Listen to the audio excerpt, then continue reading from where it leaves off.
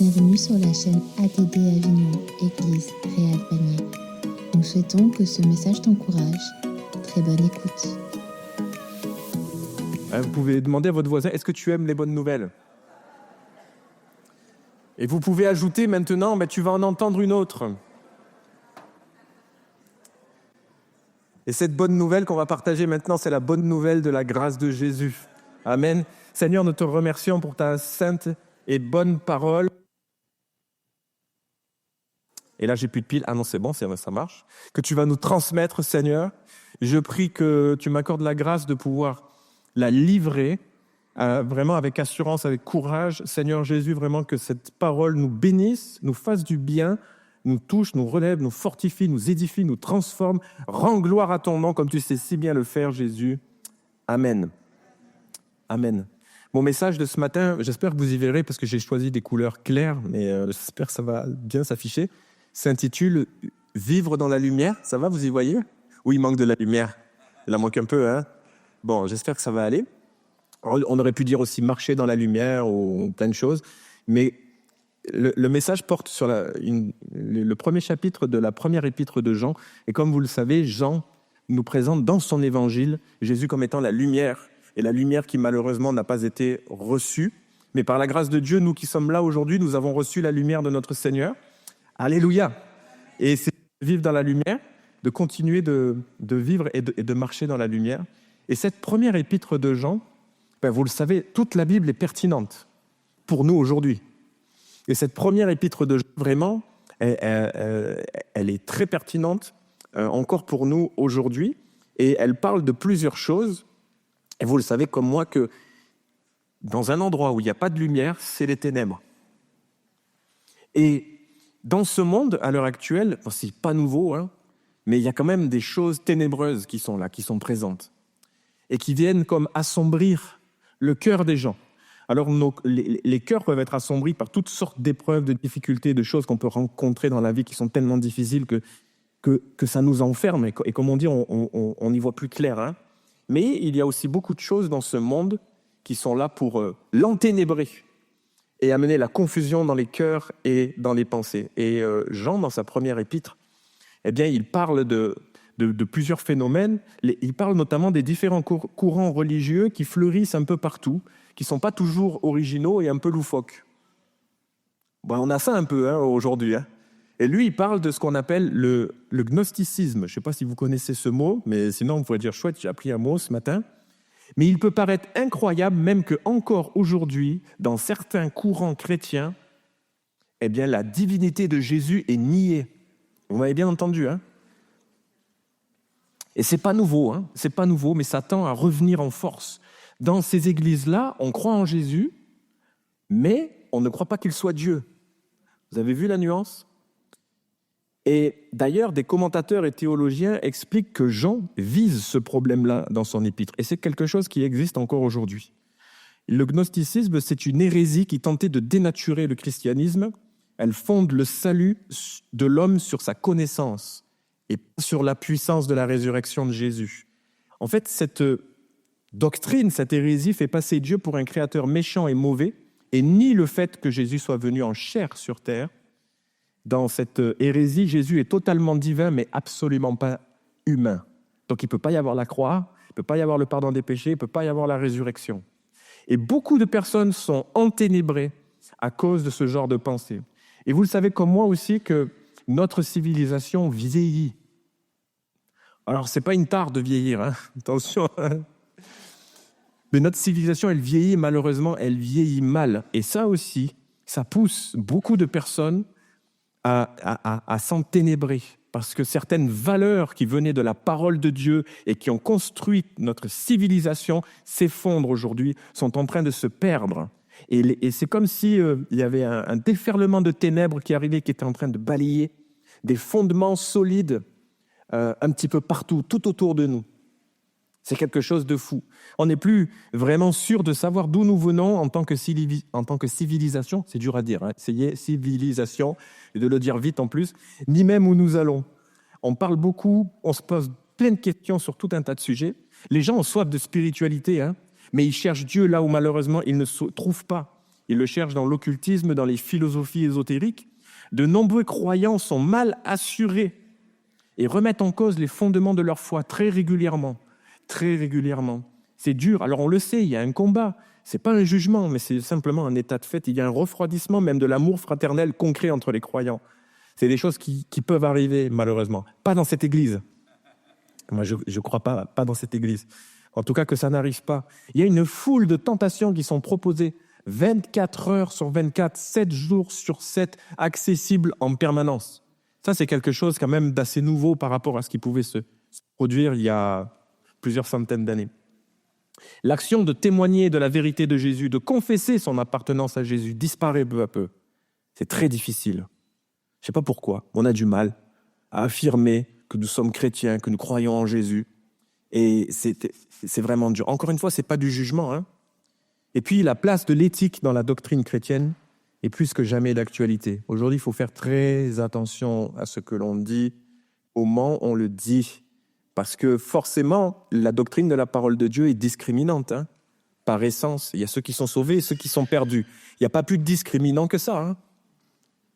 Et quand on veut affirmer les choses et en restant fondé sur l'Écriture, donc s'il vous plaît, priez pour les pasteurs, pour nous qui avons la charge de prêcher, mais évidemment, il faut prier pour les uns et les autres, que nous fassions tous preuve de sagesse, de discernement, quand nous témoignons autour de nous, parce que ce qui est primordial, c'est l'amour.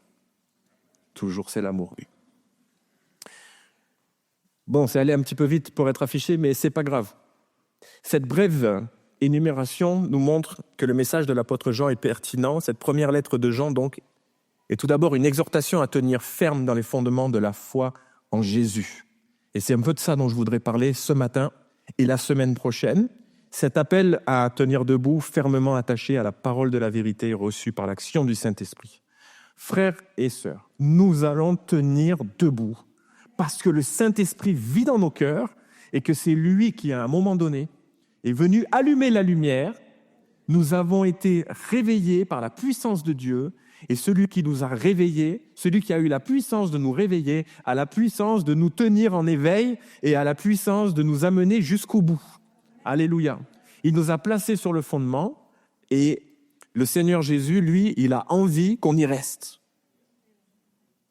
Eh oui, René, tu dis quand même, et tu as raison. Le Seigneur Jésus a bien plus envie que nous restions sur le fondement. Et il n'abandonnera jamais chacune de nos vies. Et il se donnera à fond pour nous. Le fondement de notre assurance en Jésus est en Jésus. Il est notre solide rempart. Il est notre solide rempart. Il est notre forteresse. Ce n'est pas une connaissance supérieure qui va nous sauver, mais la puissance de la grâce de Dieu. La connaissance intellectuelle, elle est bonne, elle est souhaitable. La connaissance théologique aussi. Elle est d'une grande utilité. Mais s'il n'y a pas le Saint-Esprit, s'il n'y a pas la personne de Jésus, s'il n'y a pas le Saint-Esprit pour donner vie à tout ça, la connaissance ne doit pas remplacer la foi dans le salut par la grâce de Dieu. Il y a un théologien, je ne sais pas si vous le connaissez, du XVIe siècle, je ne sais pas si vous avez mangé avec lui la semaine dernière, il s'appelle Ursinus et qui a dit quelque chose de très intéressant un jour. Il a dit « La théologie puise sa force non dans les discussions, mais dans la prière. » Dans la prière. Je peux discuter tant que je veux sur un sujet biblique que je connais par cœur, mais sans la prière, cette connaissance est stérile. Sans la prière, cette connaissance, elle n'est pas arrosée comme elle le devrait pour pouvoir pousser, porter du fruit et rendre honneur à la gloire de Dieu. La parole de Dieu, elle est une semence dans chacune de nos vies. Vous le savez, hein? Une semence de vie. 1 Pierre chapitre 1, verset 22 nous dit « Après avoir purifié vos âmes dans l'obéissance à la vérité en vue d'un amour fraternel sincère, aimez-vous les uns les autres ardemment et de tout cœur. Vous qui avez été régénérés non par une semence corruptible, mais par une semence incorruptible, par la parole vivante et permanente de Dieu. Amen. » Cette parole est merveilleuse. Alors maintenant, je voudrais qu'on aille, après ces quelques mots d'introduction, dans le texte de ce matin, qui est dans la première épître de Jean au chapitre 1, et on va survoler les 4 premiers versets ce matin, et on poursuivra dans ce chapitre 1 la semaine prochaine. Donc si vous avez le temps de lire soit le chapitre 1 cette semaine, ou même toute cette lettre. Franchement, elle n'est pas très très longue, hein. Vous pouvez même la lire plusieurs fois. Comme ça, vous pouvez vous imprégner de ce qui est dit, et puis méditer vous-même, et puis peut-être que la semaine prochaine, vous allez vous dire « Ah, mais ça, le Saint-Esprit me l'a révélé à moi aussi. » Et moi, je crois qu'il va le faire. C'est affiché aussi à l'écran si vous n'avez pas votre Bible. 1 Jean 1, verset 1. Ce qui était dès le commencement, ce que nous avons entendu, ce que nous avons vu de nos yeux, ce que nous avons contemplé et que nos mains ont touché concernant la parole de la vie. Et la vie a été manifestée. Nous l'avons vue, nous en rendons témoignage et nous vous annonçons la vie éternelle qui était auprès du Père et qui nous a été manifestée.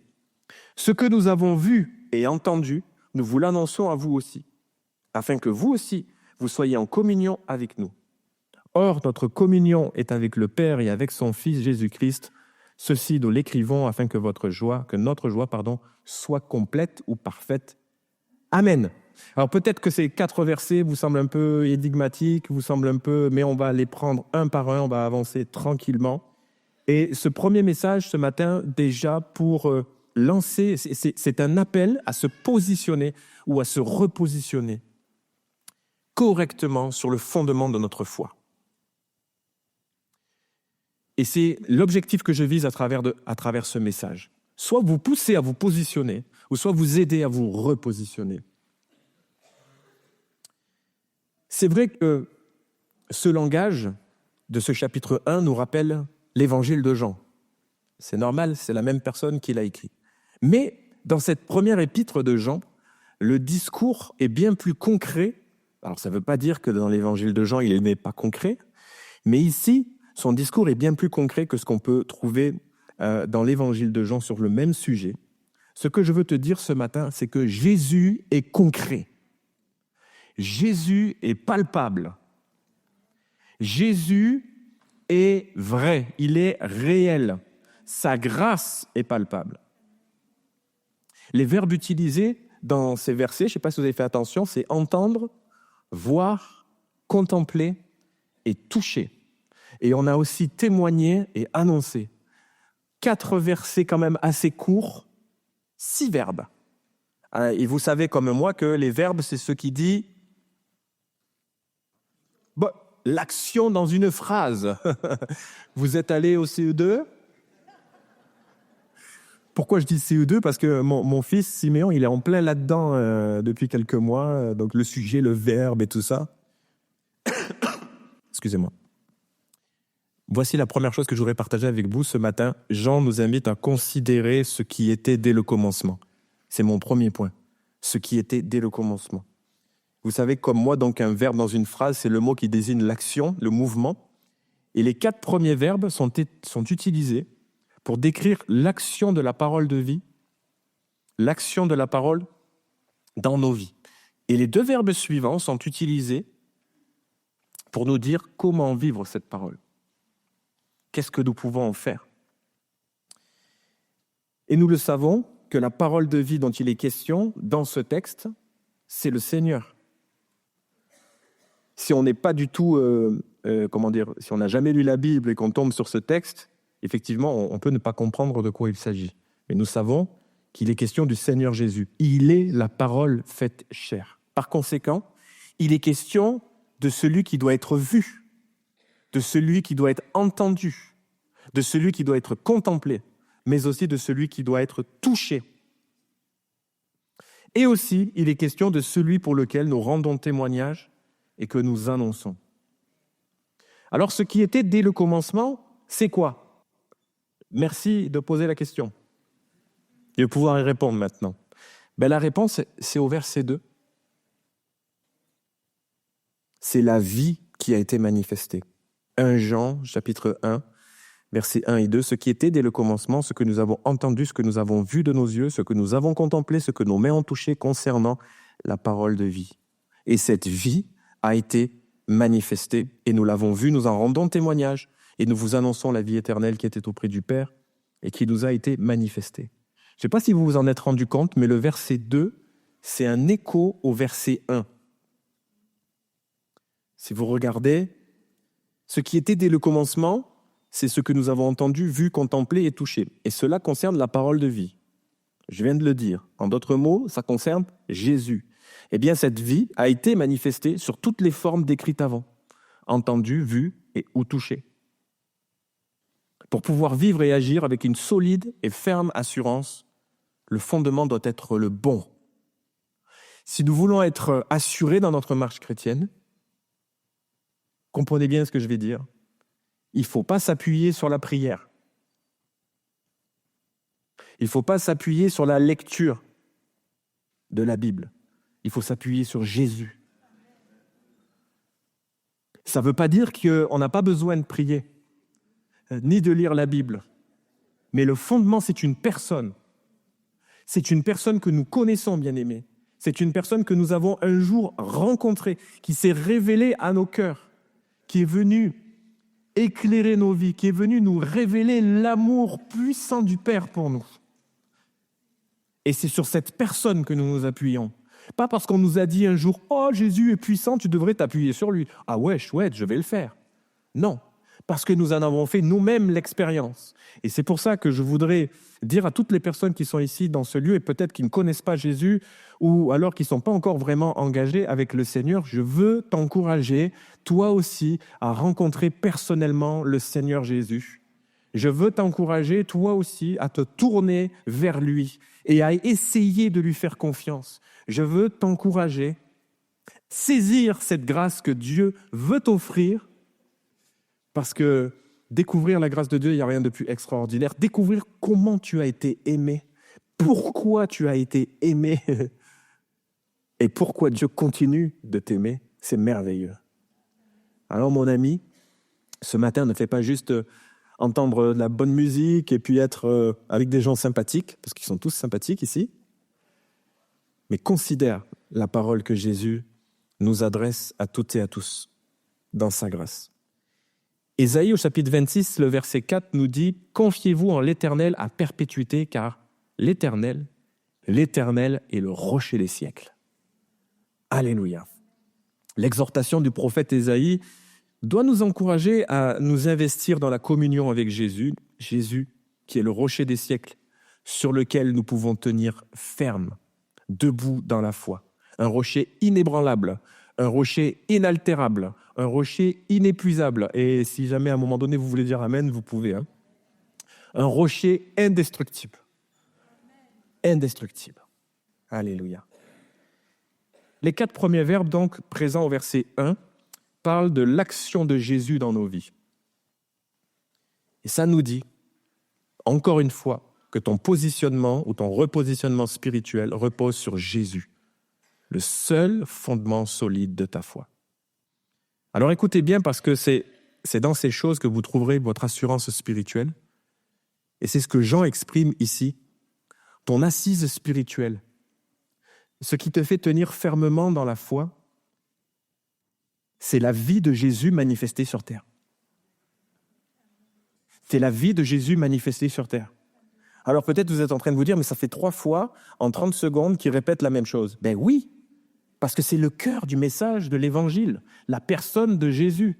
Et des fois, on va chercher ailleurs les choses qui sont évidentes et qui sont là devant nous. On essaye de s'appuyer sur tellement de choses, alors qu'en réalité, on a juste le Seigneur à connaître. Ce qui est génial, je dirais comme ça, avec cette vie manifestée, c'est que cette vie manifestée, ça ne reste pas vague, ça ne reste pas abstrait, ça ne reste pas lointain, ça ne reste pas inaccessible. Cette vie manifestée, elle est visible. Elle est visible, elle est concrète, elle est proche. Et elle peut se traduire par une expérience. Alors vous me direz, oui, mais moi Jésus, je ne l'ai jamais vu physiquement. C'est vrai, mais beaucoup de personnes l'ont vu physiquement. Jésus s'est présenté en chair et en os, comme on le dit, à des hommes et à des femmes. Il leur a parlé de la même manière que je suis en train de vous parler aujourd'hui. Alors il leur a sans doute bien mieux parlé que moi, ça c'est évident. Mais il leur a parlé de l'amour de Dieu, il leur a parlé de la bonté de Dieu, et il était là pour leur faire du bien. Ce fondement, c'est la base sur laquelle on va construire le reste. Jésus veut se manifester pour toi. Jésus veut se manifester par sa parole. Moi, ce que je voudrais vous dire, c'est que Jésus va être entendu encore. Jésus va continuer d'être touché concrètement dans nos vies. Le Jésus que tu as rencontré, Le Jésus de la Bible que tu as rencontré, ce Jésus-là, il est réel. Pourquoi ta foi peut être concrète et productive? Avoir foi dans les paroles de Jésus, c'est le premier pas avant toutes les possibilités de le voir agir concrètement dans nos vies. Et Jean dit que cette vie manifestée a été entendue, elle a été vue par de nombreux témoins oculaires. Et je voudrais dire, parce que des fois, on peut, c'est vrai que j'entends souvent « Ah, mais si on pouvait vivre exactement les mêmes choses, si on pouvait vivre ces choses qui sont écrites dans la parole, bien aimé. On vit des choses tout aussi grandes et belles que ce qui est écrit dans la parole de Dieu. Vos témoignages sont de plus puissants témoignages à la gloire de Jésus. Et vous voir ici, c'est un petit peu voir l'œuvre de Jésus en vous. Et moi, au plus je vous découvre, j'apprends à vous connaître. Vous savez que ça fait moins de 2 ans que je suis actif ici, parmi vous, dans l'Église.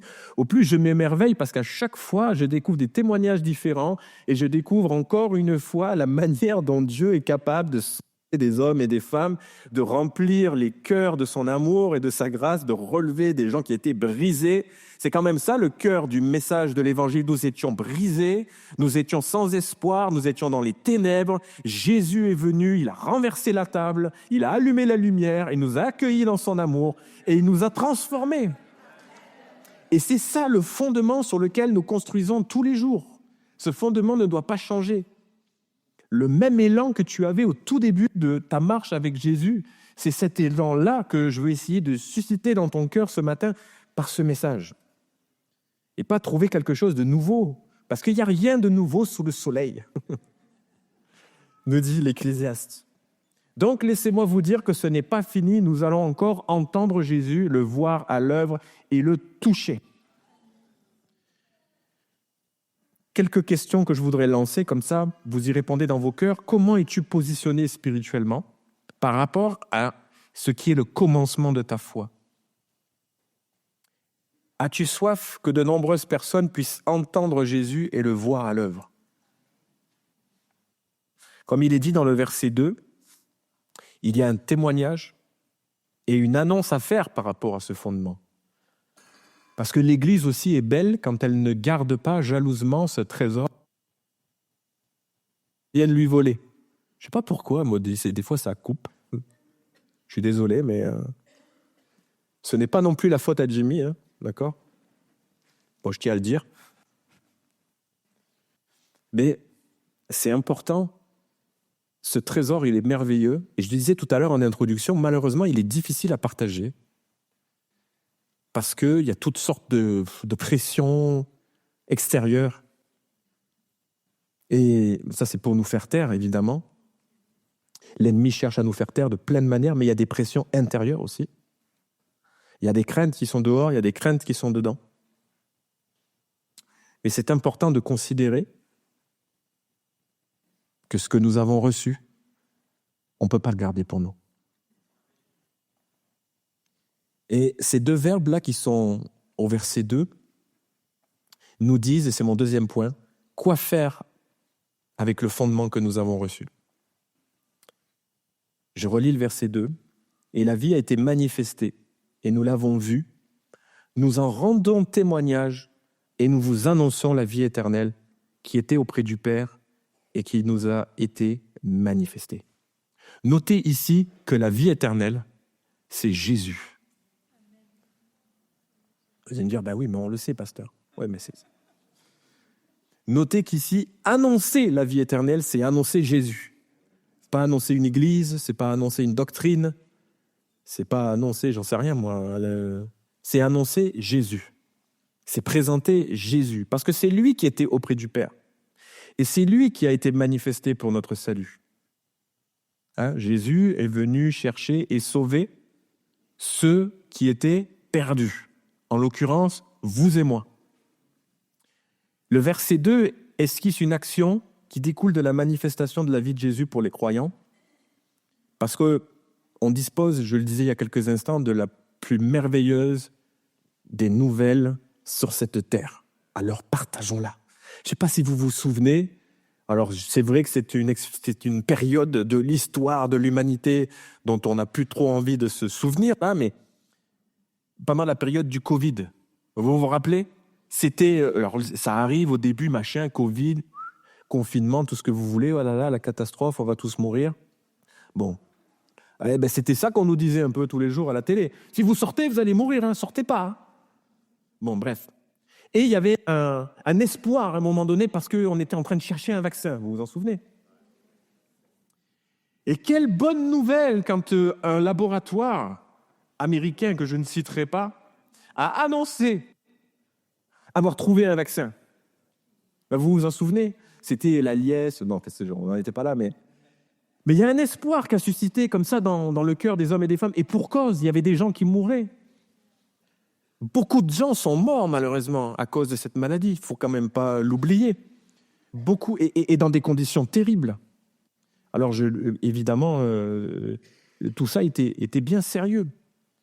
Mais vous imaginez la nouvelle dont nous avons, dont nous sommes les dépositaires est bien plus grande, est bien plus merveilleuse que l'espoir dans un vaccin.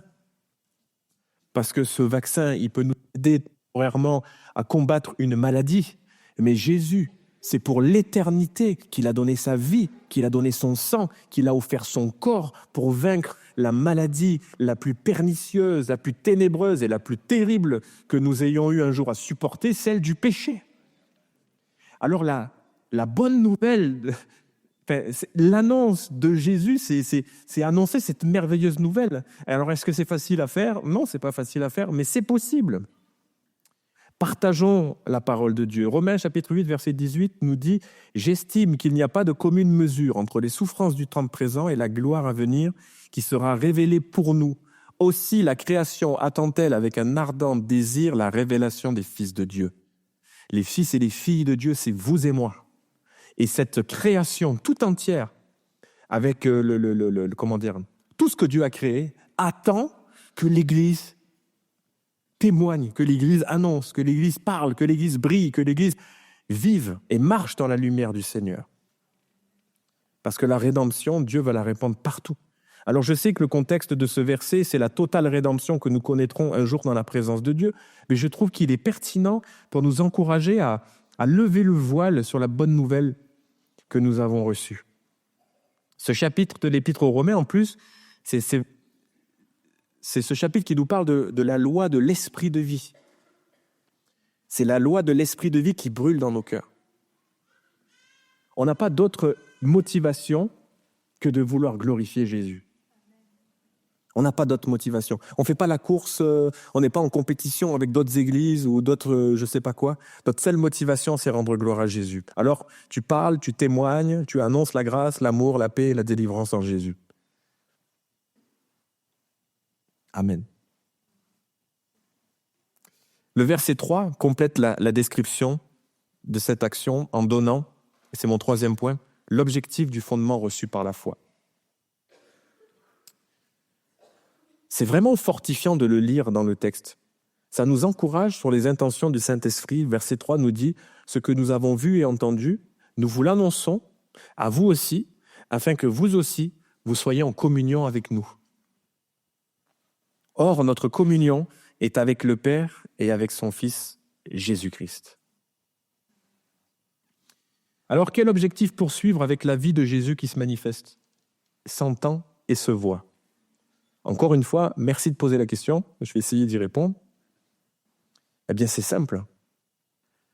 Annoncer la possibilité de vivre une communion d'amour avec le Père. On ne partage pas simplement l'évangile pour dire « Ah ben c'est bon, j'ai fait une bonne action, j'ai fait ce qu'il fallait, j'ai parlé de Jésus ». L'objectif, c'est que à celles et ceux que vous témoignez, que leur cœur rencontre le cœur de Dieu et que leur vie en soit bouleversée et en soit transformée. C'est annoncer la communion avec le Père à travers son Fils. C'est notre appel, c'est notre mission. C'est notre profession de foi, c'est notre engagement. Dire haut et fort que le salut est en Jésus, que le pardon des péchés est une bonne nouvelle. Le pardon des péchés est une bonne nouvelle. Quelquefois, quand on parle du péché comme ça, les gens disent « Ouais, péché et tout », ça fait bizarre, ça fait moyenâgeux. Mais Parler du pardon des péchés, c'est une bonne nouvelle. Quand les personnes comprennent que le péché, c'est ce qui les attache, c'est ce qui les rend prisonniers, c'est ce qui les détruit, c'est ce qui leur fait mal, c'est ce qui fait qu'ils font du mal aux autres. Quand les personnes comprennent que Jésus a vaincu la puissance du péché, c'est une bonne nouvelle. Dieu est notre Père qui nous révèle son Fils et qui nous guide au quotidien par l'action du Saint-Esprit.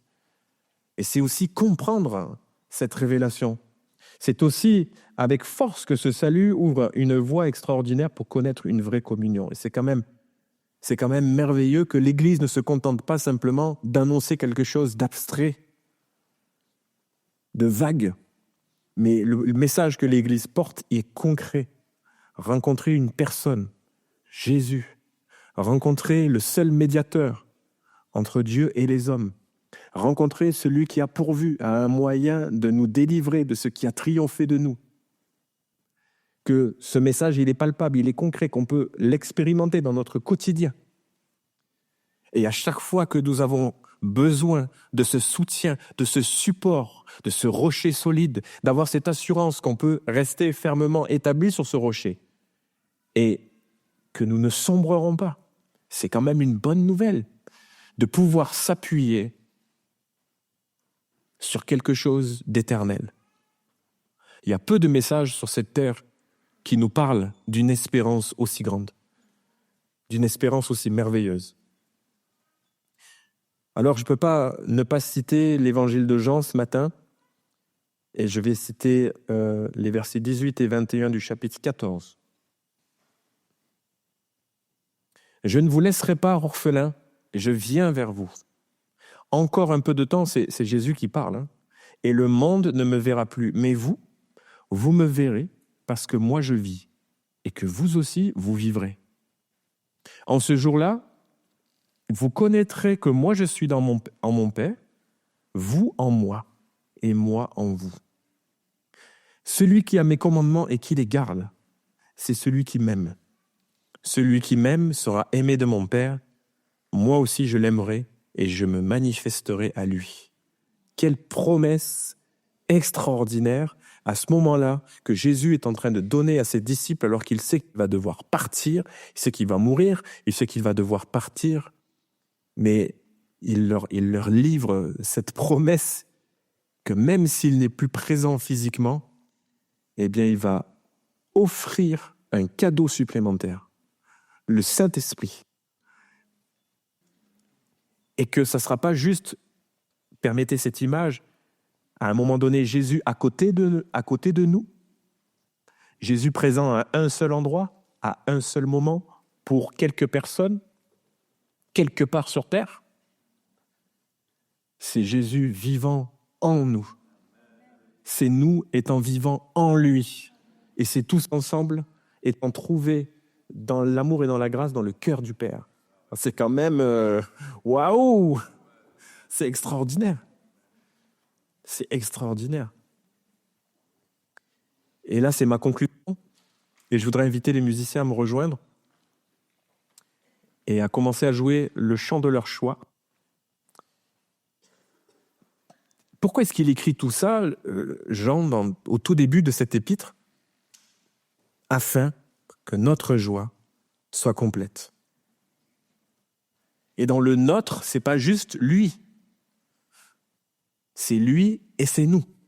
Que notre joie à tous, à toutes, soit parfaite, soit complète, soit forte. Donc c'est le quatrième et dernier point qui va être vraiment très court. Jean parle du résultat du fondement reçu par la foi. La joie. La joie. La joie. Je vais continuer. La joie. Alléluia. Mais c'est merveilleux d'être rempli de joie. Et comment pouvoir être rempli d'une joie profonde? Parce qu'on peut connaître toute forme de joie, et elles sont bonnes, hein. C'est tellement bon, mais cette joie qui est baignée dans une espérance, hein, c'est la joie baignée dans l'espérance. Dans l'espérance de le voir un jour face à face. La joie baignée dans l'espérance d'être un jour consolé face à face. La joie baignée dans cette espérance d'être un jour face à lui et d'être guéri pour l'éternité. D'être libéré pour l'éternité. La joie aussi baignée dans cette espérance d'être éternellement dans la joie. Alléluia. Cette joie aussi baignée dans cette espérance de faire partie un jour de la chorale des anges. Alors, je vais vous faire une petite confidence ce matin. Moi, je connais quelqu'un dans cette pièce qui veut particulièrement faire partie de la chorale des anges. Vous ne savez pas? N'est-ce pas, ma sœur? Moi, j'en connais une, là. Je sais qu'elle veut faire partie de la chorale des anges. Eh bien, vous savez quoi? Moi aussi. Alors, on sera à côté et on va louer et glorifier Dieu. Ouais, c'est notre sœur, Madame Arnoldi. Je voulais l'embêter un peu ce matin. Madame Arnoldi, je voulais la taquiner un petit peu. Mais en réalité, on veut tous y être. On ne veut pas louper ce passage, on ne veut pas louper ce moment et on ne le loupera pas. Alléluia, on ne le loupera pas. Parce que comme je le disais tout à l'heure en introduction, Jésus a vraiment la ferme intention de nous tenir jusqu'au bout. Alors ici, Jean ne parle pas de sa joie personnelle exclusivement, il parle d'une joie collective. C'est quand tu sais et que tu vis concrètement une vie spirituelle sur les bonnes bases, ta joie est puissante. Ta joie est complète, il ne lui manque rien et elle t'accompagne tous les jours. Je le répète encore, la base, le socle de ta vie spirituelle, c'est la communion avec le Père. Parce que c'est dans cette communion que la joie est déversée jour après jour. Elle coule jour après jour. C'est le Père qui te donne la joie de la communion, qui te fortifie, te transforme et qui t'aime d'un amour éternel. Et ça, c'est tous les jours. C'est tout le temps. Je sais pas, je pense qu'à chaque fois que vous vous approchez de Dieu, surtout dans les moments où c'est peut-être le plus difficile, dans les moments où on est en peine, dans les moments où on est en difficulté, dans les moments où on se sent enténébré, où on sent qu'il y a des choses qui sont difficiles là autour de nous. Dans ces moments-là, c'est difficile des fois même de s'approcher de Dieu.